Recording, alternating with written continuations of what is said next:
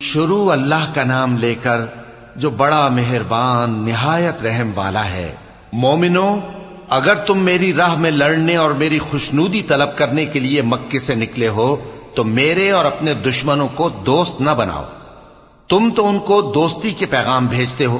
اور وہ دین حق سے جو تمہارے پاس آیا ہے منکر ہیں، اور اس وجہ سے کہ تم اپنے پروردگار یعنی اللہ تعالیٰ پر ایمان لائے ہو، پیغمبر صلی اللہ علیہ وآلہ وسلم کو اور تم کو جلا وطن کرتے ہیں۔ تم ان کی طرف پوشیدہ پوشیدہ دوستی کے پیغام بھیجتے ہو، اور جو کچھ تم مخفی طور پر اور جو علل اعلان کرتے ہو وہ مجھے معلوم ہے، اور جو کوئی تم میں سے ایسا کرے گا وہ سیدھے رستے سے بھٹک گیا۔ اگر یہ کافر تم پر قدرت پالیں تو تمہارے دشمن ہو جائیں، اور ایذا کے لیے تم پر ہاتھ بھی چلائیں اور زبانیں بھی، اور یہ چاہتے ہیں کہ تم کسی طرح کافر ہو جاؤ۔ قیامت کے دن نہ تمہارے رشتے ناتے کام آئیں گے اور نہ اولاد۔ اس روز وہی تم میں فیصلہ کرے گا، اور جو کچھ تم کرتے ہو اللہ اس کو دیکھتا ہے۔ مسلمانوں، تمہیں ابراہیم اور ان کے رفقا کی نیک سیرت کو اپنانا ضروری ہے۔ جب انہوں نے اپنی قوم کے لوگوں سے کہا کہ ہم تم سے اور ان بتوں سے جن کو تم اللہ کے سوا پوجتے ہو بے تعلق ہیں،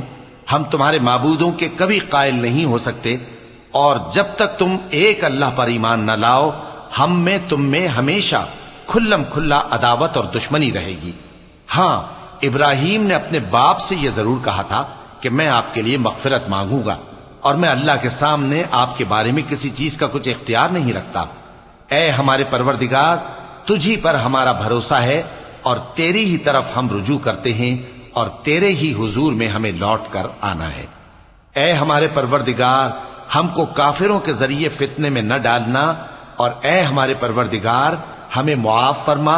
بے شک تو غالب ہے، حکمت والا ہے۔ تم مسلمانوں کو یعنی جو کوئی اللہ کے سامنے جانے اور روز آخرت کے آنے کی امید رکھتا ہو اسے ان لوگوں کی نیک سیرت اپنانی چاہیے، اور جو روگردانی کرے تو اللہ بھی بے نیاز ہے، لائق حمد و ثنا ہے۔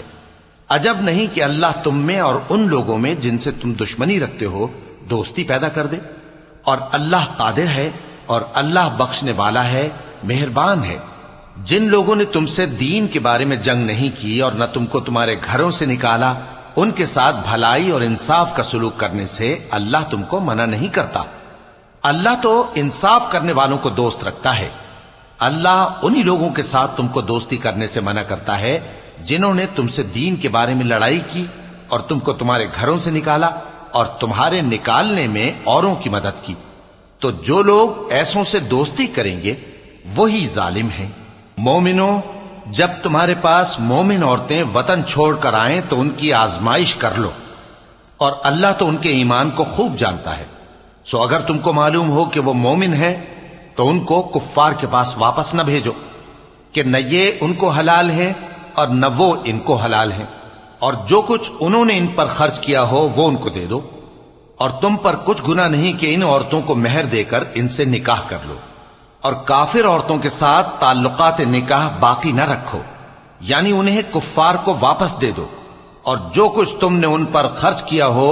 تم ان سے طلب کر لو، اور جو کچھ انہوں نے اپنی عورتوں پر خرچ کیا ہو وہ تم سے طلب کر لیں۔ یہ اللہ کا حکم ہے جو تم میں فیصلہ کیے دیتا ہے، اور اللہ جاننے والا ہے، حکمت والا ہے۔ اور اگر تمہاری بیویوں میں سے کوئی تمہارے ہاتھ سے نکل کر کافروں کے پاس چلی جائے اور اس کا مہر وصول نہ ہوا ہو، پھر تم ان سے جنگ کرو اور ان سے تم کو غنیمت ہاتھ لگے، تو جن کی بیویاں چلی گئی ہیں ان کو اس مال میں سے اتنا دے دو جتنا انہوں نے خرچ کیا تھا، اور اللہ سے جس پر تم ایمان لائے ہو ڈرتے رہو۔ اے پیغمبر صلی اللہ علیہ وآلہ وسلم، جب تمہارے پاس مومن عورتیں اس بات پر بیعت کرنے کو آئیں کہ نہ تو اللہ کے ساتھ شرک کریں گی، نہ چوری کریں گی، نہ بدکاری کریں گی، نہ اپنی اولاد کو قتل کریں گی، نہ اپنے ہاتھ پاؤں کے درمیان کوئی بہتان باندھ لائیں گی، اور نہ نیک کاموں میں تمہاری نافرمانی کریں گی، تو ان سے بیعت لے لو اور ان کے لیے اللہ سے بخشش مانگو، بے شک اللہ بخشنے والا ہے، مہربان ہے۔ مومنوں، ان لوگوں سے جن پر اللہ غصے ہوا ہے دوستی نہ کرو، کیونکہ جس طرح کافروں کو مردوں کے جی اٹھنے کی امید نہیں، اسی طرح ان لوگوں کو بھی آخرت کے آنے کی امید نہیں۔